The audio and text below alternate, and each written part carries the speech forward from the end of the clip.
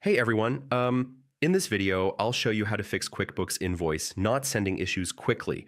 Yeah, if your invoices aren't being delivered or emails are failing, it can be really frustrating, especially when you're trying to get paid on time. But most of the time, it's actually an easy fix once you check a few key things.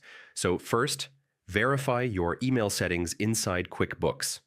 Uh, Make sure your email address is entered correctly and your email service is properly configured because incorrect settings can prevent invoices from sending.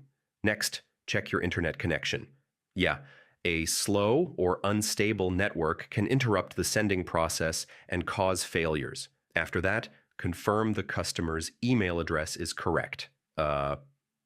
Even a small typo can stop the invoice from reaching its recipient. Also, check your email spam or junk folder. Sometimes invoices may be delivered, but end up filtered incorrectly, so it's worth verifying. And yeah, make sure your QuickBooks software is fully updated.